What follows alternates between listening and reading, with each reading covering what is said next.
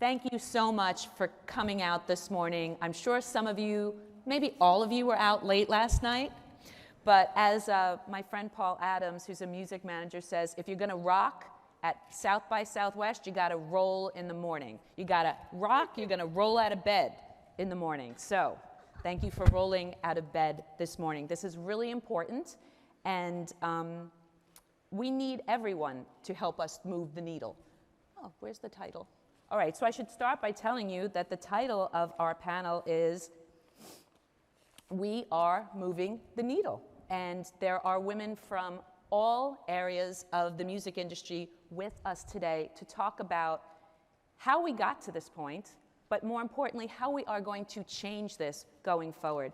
My name is Lori Majewski. I am a host on SiriusXM on the Volume channel, which is a talk channel about music.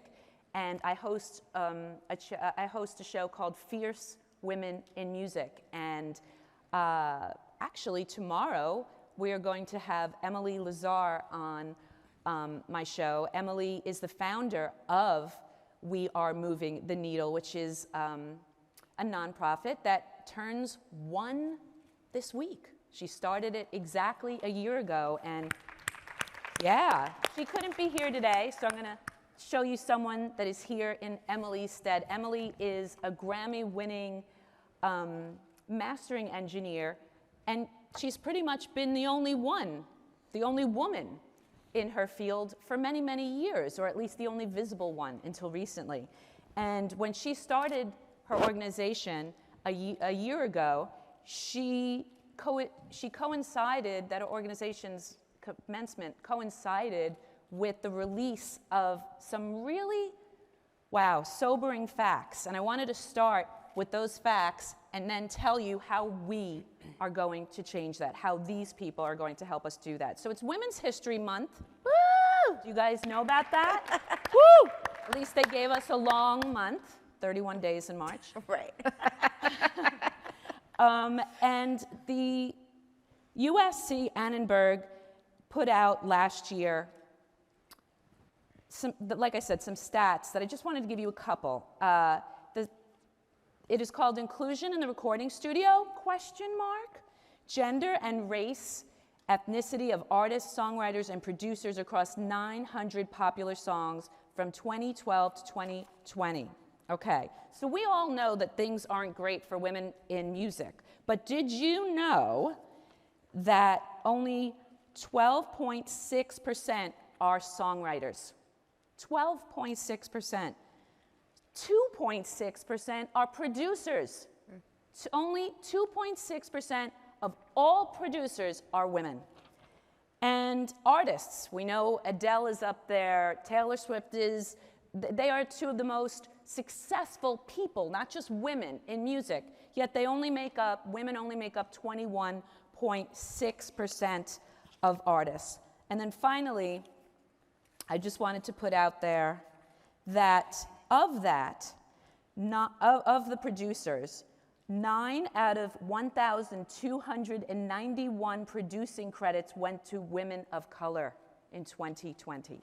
9, not even 10, 9 out of 1,291. So we have some work to do, and we hope you help us to make that change that we hope to see in the music industry. I'm going to introduce the people who are doing their damnedest to help us make that happen. First, I have Erica Coulter. She is a music executive and curator. She is currently the VP of A&R at Warner Records. And if you know anything about A&R, you know that that is a male-dominated area, okay? That is wow. Thank you so much, Erica. You're here today. You're also going to be talking about the Basement series. You've worked and collaborated with the likes of Rick Ross and Keisha Cole. Everybody, please come on for Erica Coulter. Hey guys, thank you for having me this morning. I think it's just a habit to have to hold the mic. I know, we all want to be artists. I'm going to hold the mic, but no, good morning. Thank you guys for being here. Super excited to be up here with these amazing women and get this conversation started. Should I dive into it, or are we still? Let me introduce Okay, everyone, and then I'm throwing you in the water. All right, next I have Tierney Stout. Tierney is the Director of Global Music Marketing at Vans. And I feel like the people I've talked to, people know you, Tierney. You have worked in so many areas of the business. You've worked at The Orchard. You have fostered collaborations with the likes of the Foo Fighters, Metallica, Anderson .Paak. I love Anderson so much. Me too. And you're here today to talk with Carrie about Portraits of Her. Vans and Record Store Day have gotten together to put together a fantastic album of amazing women musicians. We're going to talk about that. Carrie from Record Store Day. I don't even want to say your last name because you are just Carrie from Record Store Day, but tell everybody your last name. Colleton. All right. Carrie, I have been working with her for the last 5 or 6 years. I worked at a record store when I was 19 years old. I wasn't only the only woman at a record store.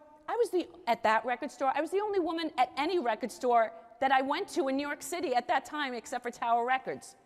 How do you become the co-founder of Record Store Day? And now there's even a group of women out there that have their own Women of Record Stores group. Carrie, thank you for coming today. Thank you. Thank you. And I should say this was Carrie's idea to get us all together. And last but not least, I want the Cat in the Hat down there.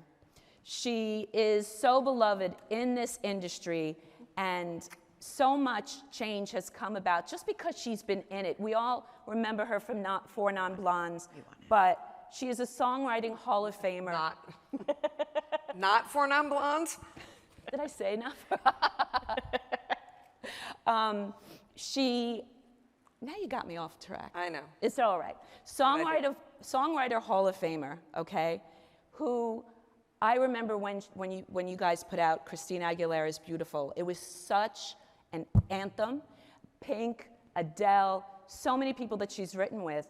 I love this. In 2019, she was nominated for the Producer of the Year Grammy. What I don't love is that she was the first woman in 15 years to be nominated for Producer of the Year. We need to change this. This is not right. But she is moving the needle. You know how? She is a founder of Equalize Her, which we're going to talk about. And she is on the board of Emily Lazar's We Are Moving the Needle. So welcome, everybody, and thank you so much for being here. Absolutely. We're going to start by talking about a moment maybe in your careers that typifies or exemplifies what it's like to be a woman in music. I am asked all the time, what's it like to be a woman in music? I'm like, well, I don't know what it's like to be a guy, so I don't want to ask it that way. For me, ever since I was 11 years old, I wanted to be a music journalist. I played the flute, but I really wasn't a musician. I just knew I wanted to be a part of it, and I wanted to tell the stories of people in music. And everything I did from 11 years old to college was to further that. And when I got to college, besides being the editor of my newspaper, I went for an internship at a music magazine. And during that interview, everything went great. They said I had the gumption, that I was already a music journalist major. But at the very last minute, the person who was interviewing me closed the door, and he said, I just have to be honest with you. If you take this job, there's probably a very good chance that the boss, the head of this magazine, is going to hit on you. And it's happened to a lot of girls that's worked here, and it was very uncomfortable for them. And I feel like I have to tell you this. And everything, I mean, I'm kind of like shaking, because, you know, I'm like 19 or 20 years old. And I'm like, but I want to do this. My whole life, I've wanted to do this. So he said, well, I'll tell you what. Our office is a square. if you ever see him coming, just run around to the other side. That was the answer. That was the answer for me if I wanted to. I did it. He hit on me. I'm here. It's fine. But how many girls would have went home that night, told their mother and father, and would have chosen not to go into the music industry, not to follow their dreams? And then you have to also see it to be it. How many women don't see other women in the industry, and then they don't go into it? And that's why we're here today. So let's start with you, Erica. Is there something, and it could be positive, that typifies, that exemplifies, that it sticks out in your mind about being a woman in this industry that I'm assuming you love so Absolutely. much? Well, I'm originally from Kansas City, Kansas. Hey girl. Shout out. You know, I used to sing gospel music growing up, and so I always was like, I'm gonna be a singer, I'm gonna move to LA, this is gonna happen. And so came straight out of high school, went to school for fashion, but loved music. I could see. You know, came with a look today. And so as I got into just the industry and meeting different producers that like I grew up listening to albums they put together and was just, you know, so amazed that I was even in the room with them, I realized quickly that wasn't what I wanted to do. And it was because of just the way that things would move or the conversations that would happen and, you know, not feeling like I had the support that I needed to have. And so for me, I was like, you know what? I want to change the narrative. I don't see a lot of women executives that are coming into this room. So maybe I can be a part of that change. And for me, it was like, if I'm not going to work as hard as Beyonce trying to be an artist, then I'll work as hard as another person. I'll be the female Jimmy Iovine. Because all I could think about was other male executives that, you know, were putting together these albums. Not to say that women weren't in the picture, we just weren't talking about them. So then I was like, all right, I'm gonna get an internship at Interscope and I'm gonna work my way up. And, you know, I went through every step and was a VP, now SVP of, you know, at Warner Records and still working. And there's still a lot of trials and tribulations, but thank you. At least I know that when I stuck to my plan, I took every step to get there. And now for me, I need other girls to know, like, it's not gonna be easy, but you can get there. You can get into this door. And so, like, that was one of my moments of why. Yes. You can get there. So Tierney, what about you? Is there a moment or a story that you have to share? First of all, Erica totally works. No disrespect to B, but she totally works as hard, if not harder, than Beyonce. But, I mean, unfortunately, I can't think of one story like your story. I have, especially when I was younger, versions of that. You know, I remember at one job, a man looking at me up and down and being like, oh, I get why they hired you. And then one time, taking a boss home because he was drunk and he tried to make out with me. And I wanted to tell no one because I didn't want that to be my identifier, because then I knew there would be an assumption there. And so I think definitely younger, it was a lot of that. And I think older, now it's not even, I think often just not being seen as the voice of authority or the, you know, the role that I am. So, you know, sometimes someone will immediately be like, oh, can I talk to, you know, and you're like, no, I drive the music business for the brand. So I think that, you know, it's just a constant fight. It's just like, I'm just as important as that person in the room or can actually speak about this matter. So, and then I think thirdly is an ongoing struggle of women to women. Because it's so few women in the room, they're competing with each other. And I've had, you know, times where a female COO was like, oh, you're making more than I was at your age. And it's like, I don't know what inflation was or what, you know, like you should be trying to like get me that bag or help me get that bag. So it's a combination of all of them. I mean, it's not one story, it's like a ton. But I love being a woman in music. Like, it's not a negative thing. It's just a constant struggle, and you want to remind other women to enable each other. Thank you. Absolutely. The big kahuna carries through. I mean, I can't even say enough how someone in the record store industry, you co-founded Record Store Day. Thank you, and I will point out that I co-founded it with a group of people that included other women. So shout out Andrea Pascal and Amy Dorfman and all the other women. it's crazy to me that I was trying to think of, I knew what the question was going to be, and I was trying to think of the answer, and it actually kind of combines almost everything all of you have said.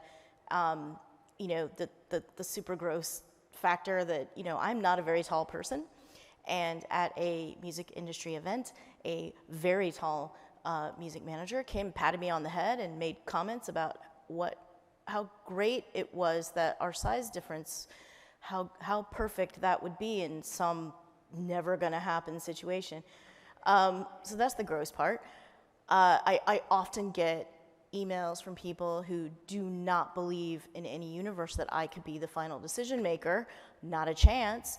To his credit, the man who co-founded and runs Record Store Day with me, Michael Kurtz, technically my boss, although he's never used the word in decades, he basically just copies and pastes my emails and sends them on, and laughs about how stupid the person on the other end was to think that. I've gotten the emails that said, I don't know how you got your job, you probably slept with somebody, but let me talk to them. And I do all the social media for Record Store Day, and it didn't even occur to me until recently. I've worked very hard not to let people know it's a woman doing that social media. I still do work very hard, because girls don't go to record stores unless they're trailing a boy, which is ridiculous. But that is and I've learned when I make a post about a female artist, a black artist, or a small child, I have to moderate those comments or turn them off, because the world still sees the music industry as, video vixens, sluts, tramps, all of that, and they are not afraid to comment. Not as many as probably would have happened a couple years ago, but it's definitely still there. It's so sad that I have to say that's an improvement. That it's better than a fewer of those posts than a few years ago. Yeah. Oh my gosh. Sorry, All right, I was Linda. the downer. Sorry. No, this is the reality. And what you just said is 2022 and 2021. We're not just talking about 20 years ago. Right. How about you, Linda? Well, I have different experiences because I've never been that type of girl. I've always looked like this, and I'm not the kind of girl that guys go after. I've been gay my whole life. I was born gay. I've had this way I've been where I look like I'm gonna kick you in the balls no matter who you are. So I don't know if I'm lucky or just not in denial that these things are going on, because I personally am not experiencing them. And when I do, not in a sexual way, but I'll get stuff like, I remember a couple very big producers that would undermine my skills, should I say, because of how I showed up. I was in a band, and I didn't want to be in the band anymore. I was in a very popular band. We would have had a great, successful second record, but I didn't want to do it anymore because I felt I was supposed to do something bigger. And I was supposed to reach more people. And I loved all genres of music. So I was considered crazy for leaving the band at the height of its career. Then I became a songwriter producer because I wrote some songs and made some connections, and it happened really quick. Then all of a sudden, I'm like, the go-to producer and songwriter. So I guess it wasn't favorable the way I showed up. I showed up big, So a lot of producers kind of gave me shit. And, and in fact, the producer of the Four Non Blondes, I can give you that. I actually am very thankful for him because when I was asking, I hated the sound of that record. I'm sorry if anybody loves it, but it's like I couldn't stand the sound of the record because it didn't sound like me. It didn't sound like my band. It sounded polished. It sounded really clean. And so every time I went in there, I'm like, why does my voice sound so good, you know, and why does the guitar sound so distant? And now, mind you, I don't know it's because of reverb and compression. I don't know. I'm green. I have no idea. Linda, can't you just let me do my job and you be the singer of the band? And let me just do what I'm doing. I'm like, but you don't understand. I don't like it. Why does it sound like that? So instead of just, hey, listen, this is what I'm doing. I'm putting it through, you know, an LA2A, and I'm cutting a lot of the low end, and I have a very affected, you know, reverb with a small slap delay, and this is what it's doing. None of that. Now, I was considered difficult through the whole process of the record. If I read a similar story about Axl Rose, Axl was considered a leader and knowing what he wanted from his career. I was considered difficult for complaining and asking questions. But all that said, God bless him, because after that, I never, ever let that be the solution or the answer. You know, I always pushed. I went and bought gear and learned how to do it myself. I went all over San Francisco and I offered local bands the opportunity to make a demo if I was able to produce it and record it. And that's how I learned how to be an engineer. I recorded a fucking shitload of bands in San Francisco in studios and paid for it all so I could get the experience. So I did earn it. I earned it. I just went a different direction. I didn't go to fucking school. I didn't learn what 2K is and all that stuff. So my story is different, you know, and I just want to also say it's so important, you know, to be on a stage with such, you know, women that are very determined to shake shit up, because that's what we need. Women are always going to work harder. That's it. Bottom line, I mean, that's not a surprise. That's not a shock. It's not even a complaint. It's a fact and it's a truth. So we on this stage are always going to work harder for the ones that can't right now. So we can provide a better space, a safer environment for women that come into this business of all entertainment, all creative. So thank you for inviting me, and thank you for your awesome stories, and I can't wait to hear more. Yeah. Linda, I find after hearing everything that you just said, when you go into songwriting, you then empowered Pink, and then you empowered Christina. As the editor of Teen People magazine back in the day, I met both women when they were just out of the gate. We all know from Pink's own song that L.A. Reid wanted her to be an R&B star. And Christina was painted with a Disney brush.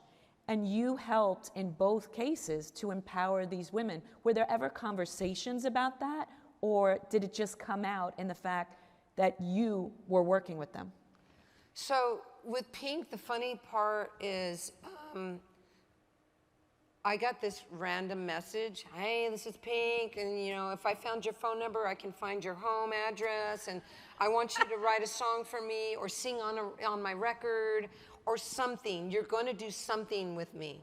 And I'm like, who the fuck is Pink? And then randomly MTV was on, when MTV was around, and I see this girl with pink hair, bling bling, ching ching, I don't know what the fuck this is, and I'm like going, oh, and I call her back, and I'm like, I think you have the wrong Linda Perry. I'm not hip at all, you know? And she's like, is this Linda Perry from Four Non Blondes? Yes, I got the right Linda Perry. So that turned into, you know, writing in this room about 15 songs in 15 days. And then I got fired. I have to say, I wasn't ever hired. But I was fired, you know, because I had Get the Party Started. L.A. Reid, Pink plays it to L.A. Reid. He's like, well, we got our first single. But I'm still not really hired to do anything.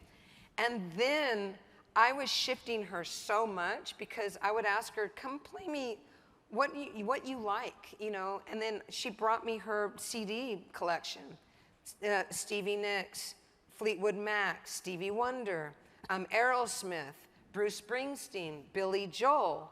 And I'm like, how the fuck are you listening to this and you're singing about fucking bling bling, ching ching, and weird, you know, white girl shit, you know? And she's like, that's not what I want to do. That's where I was pushed. So I shifted it all. And I said, why don't we just do, for the fuck of it, what you want to do? And we just started writing, and then I got fired because I was pushing her too far left. And then L.A. Reid's like, listen, you don't understand. She has 2 million, you know, she sold 2 million records. And I said, she's going to sell 10. She's going to lose those 2, but she's going to gain 10. And he looked at me, and they all collectively decided I was too much trouble. So, fair enough. Okay, I'll take that. I went and mixed the records, the songs. I finished them on my own. You know, I paid it out of my own money. And then I handed them in. They were taken, and they were put on the record. And then I got a contract for the work that I did. It was the weirdest experience.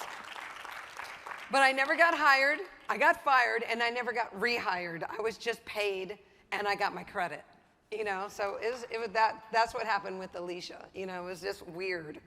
But I fought, you know? I was like, fuck you, you're not firing me. You never fucking hired me to begin with. And fuck you, L.A. Reid. What the fuck do you know? You know? I love it. And I love the artist that Pink is today. And thank you for helping to empower her to take the route she wanted to take. When I saw her at Clive Davis's party early in her career, right after you worked with her, she did Me and Bobby McGee. She like brought the house down. She was a different artist. Yeah. We need other women to champion women, and you did that right out of the gate. And she Yeah. helped you too. Yep. Great. Carrie, Record Store Day, you've been doing this for a long time now. Tell me about the Women in Record Stores group, and was there a need for that? Like, do you feel like there were these women who came into it being like, I own a record store and I feel like an outsider? This April, 1 month, is our 15th year of doing Record Store Day. You saved the music industry, let's say that. You're a big part of it. Records came back because of you guys. I mean, I am humble about that, but I don't think it's a coincidence that vinyl's growth has shot up 15 years and we're 15 years. So make of that what you will. When we started, I mean, I will say I feel very lucky that when I got hired at a record store in college, it was a very small college town. It was a great college town, and it was a local regional chain. And I don't know that I really realized at the time how unusual it was, because a lot of the roles in the chain, it was about 15 stores in North Carolina and Virginia, were filled by women. At one point, our head buyer was a woman, and our marketing person was a woman, and our regional directors were women, and everything but, I think, security was a woman. And that was very unusual, and it's still probably unusual. And I don't think I realized that until later when I started working with record stores on a national basis, you know, and I was kind of out of my bubble. Although I did learn years later, I had applied for this job at the record store like 10 times and didn't get it, and finally I did, and it was because another woman left and she didn't want me working there. So make of that what you will.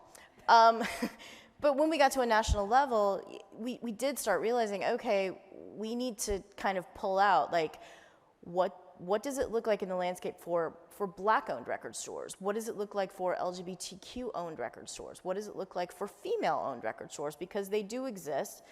I checked this morning. We have a thing, like we don't pull out and create lists of these things on recordstoreday.com. We let the stores self-identify, because it's also important, you know, some people's idea of equality is nobody needs to know it's a woman-led record store. It's a record store. It's great. I'm doing a kick-ass job. And if they choose not to identify as whatever or call that out, that's their choice. It's their business. It's their life. So we let the stores identify, and there are little badges that people can put on their listings, and there are 72 female-owned badges on the site. 72 stores? 72 stores. Wow. Which sounds impressive until you realize there's 1,400 stores on the site. And then that stat takes a dive. But there are probably stores that don't choose to identify, that haven't read my emails yet, so haven't gotten around to it. And then I realized too, as I was looking at that, I mean, literally just in the last couple of weeks, we actually need to change that to female run. Because maybe it's not the owner, but it's a kick-ass woman making things happen on a day-to-day basis. She doesn't own it, so if you're technically going by the word, it's not a female-owned record store, but it's female-run. And so I think we're going to change that, and I think that stat will go up higher. And we don't make a lot of distinctions when we get stores together to talk to each other. We invite like every employee of the store because, you know, to Erica's point, maybe you're working on the weekend, you know, you're a clerk, but you need to be able to see other stores around the country where the manager is a woman, and you need to, you know, we need to have Zoom calls where they're talking to people at labels and distribution who are women, and they can see these are the roles for me, so that, you know, yeah, maybe you're staying in the record store business for a while. Maybe you're taking over that thing from your parents. There's a store in New York where the woman was rock and soul, Sharon. She was practically born in the record store. Her parents started, and now she's running it, and that's great. But there are a lot of women coming into record stores as customers, and, you know, I never knew these jobs existed. I never knew anything, like I can't play an instrument, I can't sing, but I think I might go to producer school now because that sounds really fucking fascinating, and I think I hear things in songs. So the fact that the women know now that these jobs exist, and maybe that comes out of them working in a record store. You worked at a record store, you don't now, but that's what prepared you for this coming forward, and we hear that from a lot of people in the industry. My first job was in a record store, or I remember going to a record store when I was young with my parents or with my friends. It's a really important, formative place for people in the record industry. No matter how big streaming gets, it's going to be humans in the record industry, and record stores are where humans talk about music. Yes. So we think that's really important that women are part of that conversation. And it's also why I was so excited a few years ago when Zoe Kravitz chose to create and produce the High Fidelity television series with a woman as the owner of the record store. It's a shame that it was canceled after one season, as much as it was critically loved. And I really do hope she brings it back. She's talked about that. That must have been really cool for you. Oh, that was fantastic for me. I loved that show so much, partly because they got it so right. It's so, you know, when you're this ingrained in things, it's so hard. Like, it's probably really hard for you to watch record label shows and know that, like, no, that's wrong. I mean, the only thing I could say about that show, there was one scene where these records are misfiled and it's off, but for the most part they got it really right, and I love that show. And I would be happy to lead a campaign to bring that back for sure. Yes. Tierney, I would love to hear from you about your collaboration with Carrie and how that came about, Portraits of Her, because it's so cool. Look at Carrie and her Vans. It is so cool that Vans decided to put their money where their mouth is and to have such an important, this collaboration. I mean, Taylor Swift is on it? Tell me about this. Name drop, yep. Name drop. I mean, we've been partners with Record Store Day for the past couple years. Mm-hmm. And last year we did a compilation featuring all Black artists, and the proceeds went to all Black-owned record stores. And then this year, we did something similar, but with women and female identifying artists that, and all the proceeds are, as we know, benefiting We Are Moving the Needle.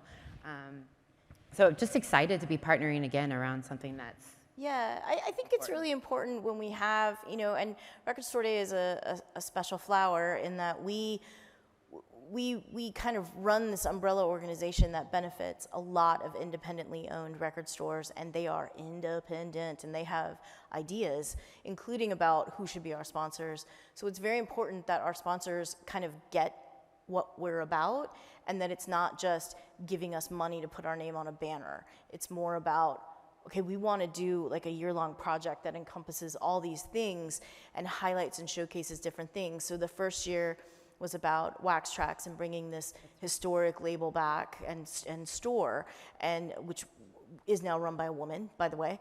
And the second year was about Black-owned record stores and showcasing them, because their numbers have dwindled and it's tragic, and we want to showcase that. And then this year it was like, well, we really need to look at women in the industry, and our ambassador this year is Taylor Swift, and you know that does so much for younger audiences who don't know about record stores. I mean, she really spoke to loving the idea of learning about music and its history in a physical space that is a record store. And so we spoke with Vans, by the way, the team at Vans. Amazing. Marissa, Brianna, Brooke, everybody is fantastic, and they really understand what we're doing. And the idea of focusing on women, they were very clear, okay, we want it to be a charitable release. It's a limited album because all of these women on the album have donated the tracks. They've waived all licensing and fees and everything.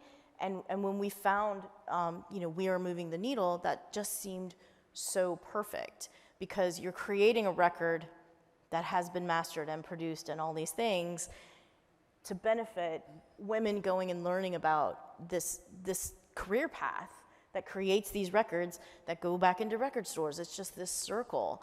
And I'm gonna completely forget artists on the record, but it is very, it's kind of all over the board in terms of artists. You know, there's Laura Jane Grace, there's Taylor Swift, there's K-Flay, there's Girl in Red, there's Mariah the Scientist. It's a little. It's Mariah like R&B. It's alternative. It's pop. It's a little bit of everything. It's great. It's everywhere, and the artist who drew the cover art, Sofia Enriquez. That's a detail. Like in the very first call, they were like, "Yeah, we're going to get a woman to do the cover art because that just makes sense." But those are all these details that come about when you have a partnership like ours, and I'm over the moon. I just got a copy of the record the other day. I already had too much of my carry-on, or I would have brought it.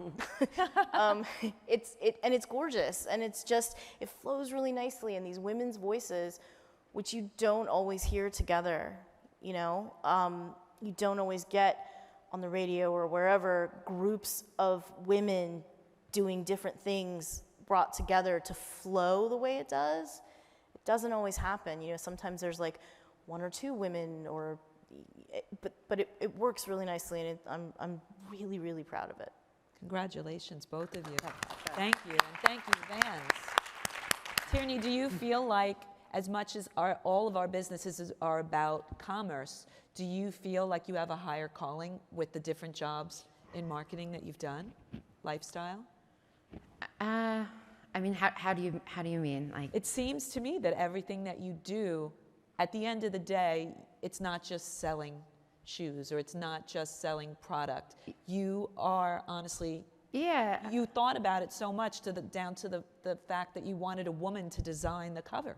I mean, again, to Carrie's point, Bree and Marissa, who aren't here today, worked so hard on it, so I definitely don't want to take all the credit for that. But I think the cool thing about Vans is they were doing cool shit in music well before I came along. And really, my main job was just connecting the dots so we can tell that broader story, and we're not doing these things in silos. So making sure that, again, from the top to the bottom, we're really, because I think another cool thing is that the story doesn't just stop with the compilation.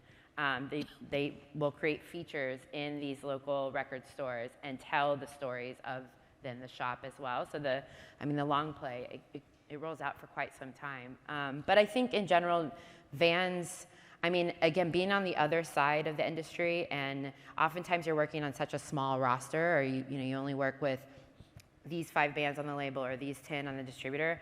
I loved the move to Vans because it's so applicable to so many artists, and then you can really open up I mean, the fact that, again, Taylor Swift is on a compilation, like my mom now knows what Record Store Day is. But it just really broadens the pool, and we get to do just so much more fun things with so many more fun artists. And I think, again, it's not necessarily always about, I mean, the bottom line, but it's really about the reach and the things that we can do. And it's a brand that really says, I don't know, let's try it. And that is cool, and that is rare, especially a brand within music. So, thank you. Erica, you talked before about how you are looking to younger women now, and you want to be the see it to be it. I did it, you could do it. Talk to us about the Basement series and how that is helping to move the needle. Awesome. No, I was working at Epic, which I just left in June of last year, and you know, I was just in a place where I felt like I wasn't as creative as I wanted to be, and I wasn't touching artists like I needed to. Because sometimes you get caught up in taking over the world and wanting to be this amazing woman that we are, but we forget to have fun, you know? And having fun is a part of the creative process. And so I was like, you know, in LA, there was no space that you could just pull up to a music showcase and see some new talent. And just wear your normal clothes that you're coming from the office. You ain't gotta get cute, but just vibe a little bit. And so I literally, I met a person that worked at Tanqueray, and I told him about this idea. And he was like, I don't know what you're talking about, but you have so much passion. Here's $5,000. Just go figure it out and let us, like, send us some pictures. And I put it together, found a venue, found some artists, and had them come perform. And people were like, yo, this is like the new spot to be. And we started off with 75 people showing up, and we got up to 500. And it just started to be like this thing that we did like every other month. I would hit T up, I would hit up everyone, just like, yo, pull up, come see some talent.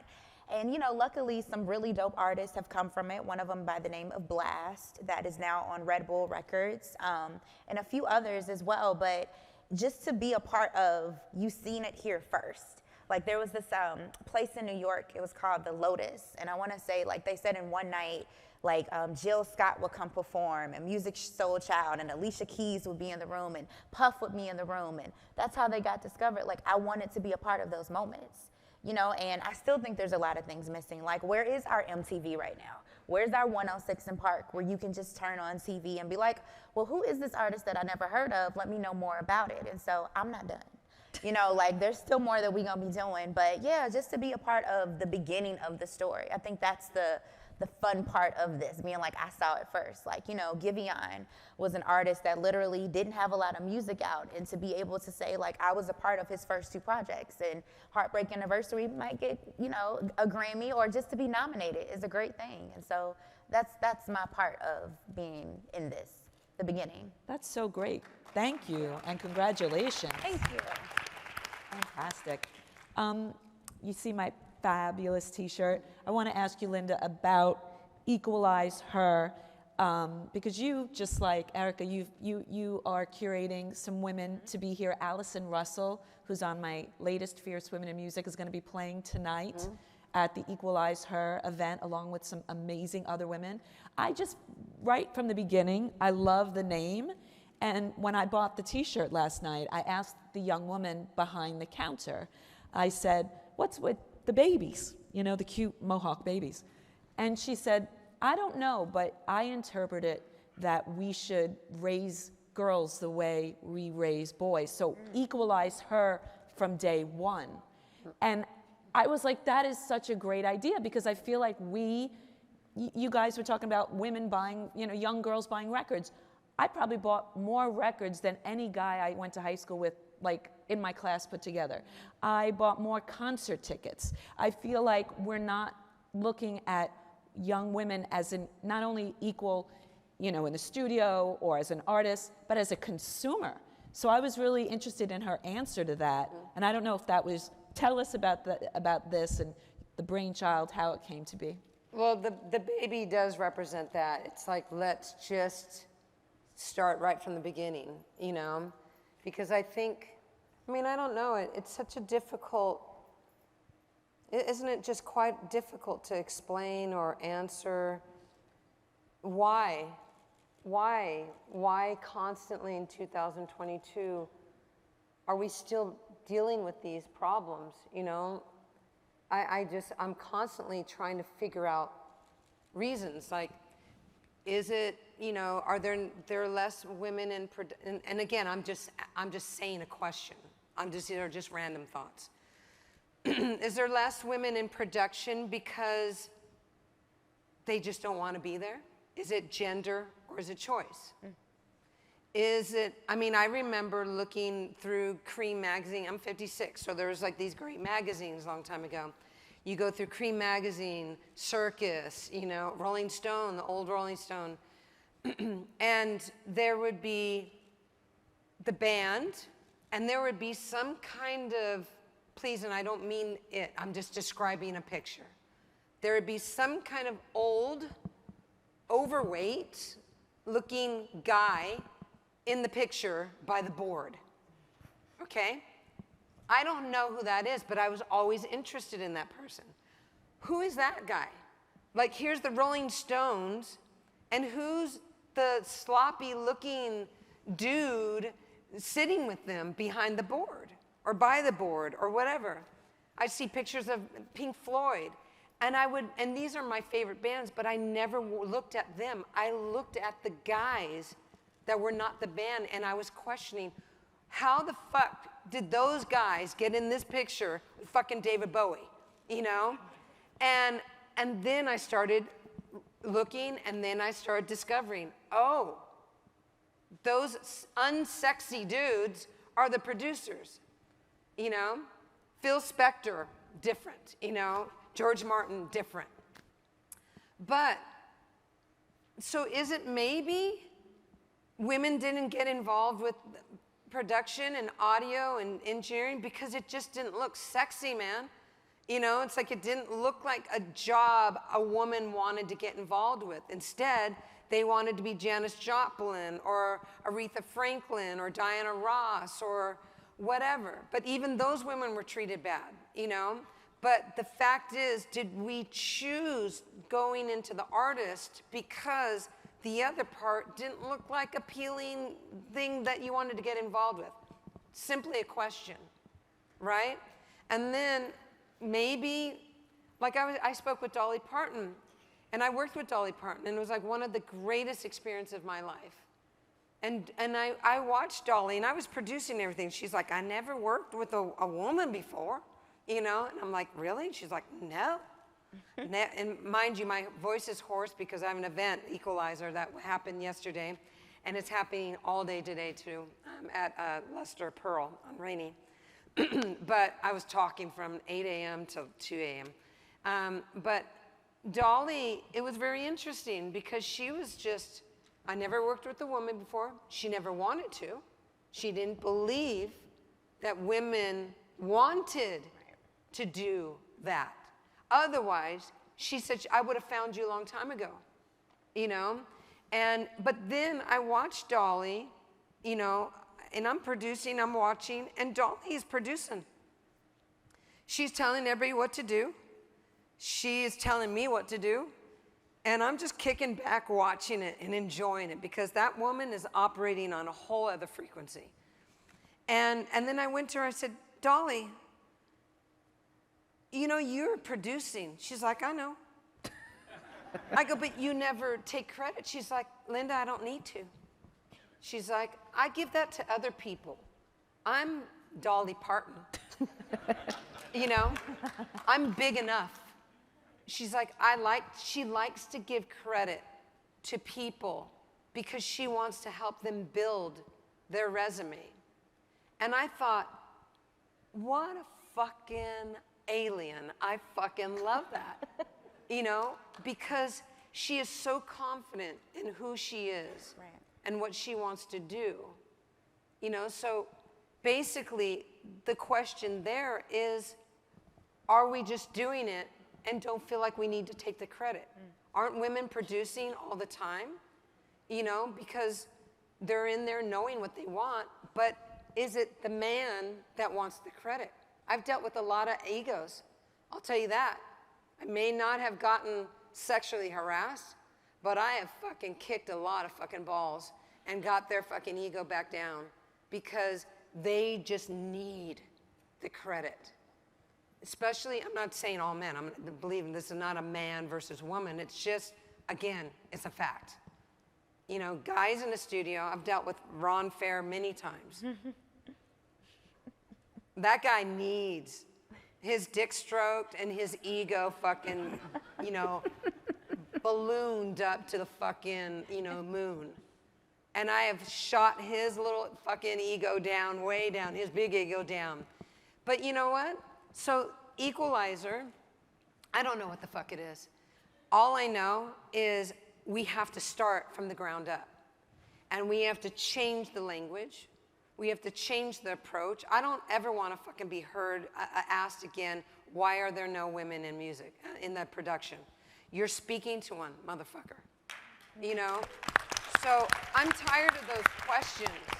And I'm tired of answering them, and I'm tired of blaming. So Equalizer is about finding solutions. And finding solutions by being with other organizations, helping them. So I had this really great idea. Here's a great idea. I think it's pretty awesome. Okay, we don't have women in production, right? Because they're not getting the resume. They're not getting the credits to know that they're out there. We have a lot of girls that are writing songs that you would think, you know, a lot of people hear the 27% number in the artist, and they're like, really? All I see is women. All you're seeing are the women that are popular. But there's metal, there's rock and roll, there's jazz, there's country, there's all this other genre of music.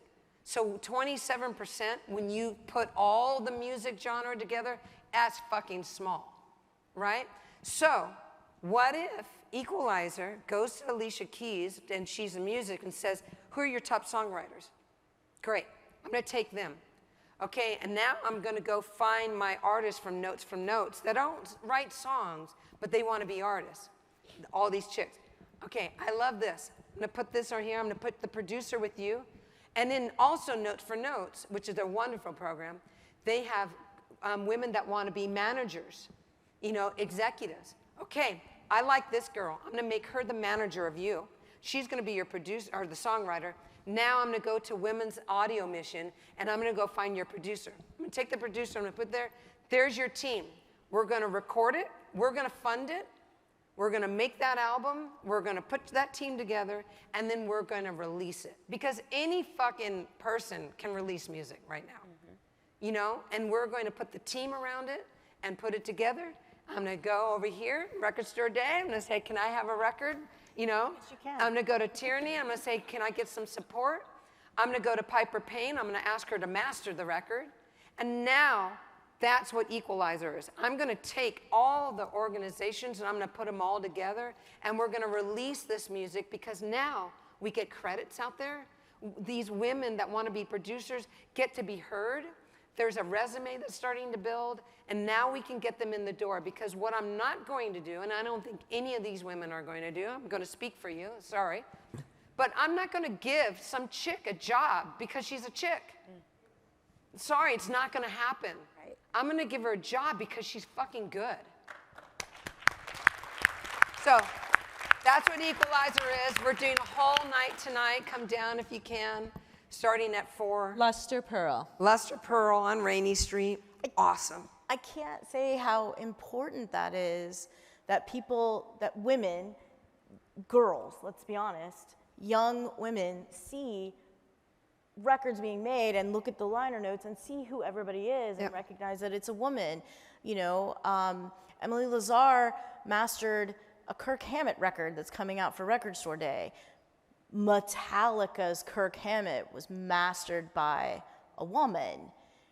Chris Martin said that Everyday Life, you know, Album of the Year nomination a few years ago, Coldplay's out, he said it would have sounded terrible without Emily Lazar. Right. That was his quote. By the same token, the reason Dolly knows all that is because she grew up in the studio, watched all those sloppy men behind the board and learned what it was, the same way you taught yourself how to do it. And I love the idea that it could be self-taught, but there are schools for this.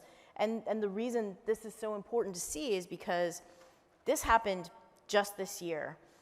my life is not glamorous, but sometimes I get to talk to musicians on a Zoom call so that stores can talk to musicians, and it's very exciting. And we talked with Tears for Fears, and one of them was talking about his daughter is going to school in New York to learn how to make records. She doesn't want to be Tears for Fears, she wants to make Tears for Fears records. And she was told by someone at that school in 2022, you're a girl, you can't be a producer. All right, A student at that school. So this is so important because it is still happening. Everything that I'm hearing, the importance of allies. And I want to challenge everyone in the audience. And it doesn't matter if you're a male or a female, because honestly, I wish I had a guy up here with us. Jim Eno from Spoon just started a new organization called Project Traction. He wants to get more women in the studio. So we need male allies. I am so encouraged by your stories. Erica, there's so many more women at the tops of labels now. Yeah, right? yeah, no, definitely. It's definitely incredible just to see, you know, everyone getting their just dues, but still in there, there's a lot of restrictions. There's still ceilings and things that you have to deal with. One thing that I do want to say, just going back to what Linda was saying, the other day I was in a studio and we were working on some stuff, and one of the producers was telling another producer just about me. And he was raving like, I don't even know if you know, Erica used to write records and she was doing this and she was doing that. And I was looking at him like, hey, like, you don't have to do all that. Like, you know, be quiet. But it goes back to what you said. Why wasn't I okay with him letting them know all these fabulous things that I do that make me into who I am? And this goes to everybody. Stop shrinking yourself. Yes, you want to be in these positions, you want to get to whatever you're trying to get to, but your superpower is everything that you can do. And I feel like sometimes it's us, you know, getting in our own way of just like not letting our light be whatever it's going to be. And so, you know, as I get to these ceilings and as they're letting other women in there, I think we all have to unleash all of our talents. Sometimes you do more. Maybe you produce the record, you write the record, you're signing the artist. It may be for some people that might be too much, but if that's what it is, that's your superpower. So like live in it. So yeah, I just wanted to say that. And that's how we're going to move the needle. Yeah. So assuming we come back here, assuming COVID is really gone, I want to come back here next year, and I would love to do this panel again and to see where we've gotten, because Emily Lazar has said that in the 1 year that she has had We Are Moving the Needle, she has seen a lot of change. Right. And she has very actionable items. You should go to wearemovingtheneedle.org. Linda is on the board of that. There are this isn't just like a slogan. She is out, she has a 5-year plan to get more women behind the board. So I think that it's wonderful you guys all came today, but we want action. We don't just want words. We don't just want you to sit here. We don't want you to go back and say, hey, I went to this cool, you know, we want you to talk about it, but we want you to do it. Men, help us. We can't do it without you. You have to help us. So let's move the needle. Thank you, everybody. This was incredible. Thank you for all you do.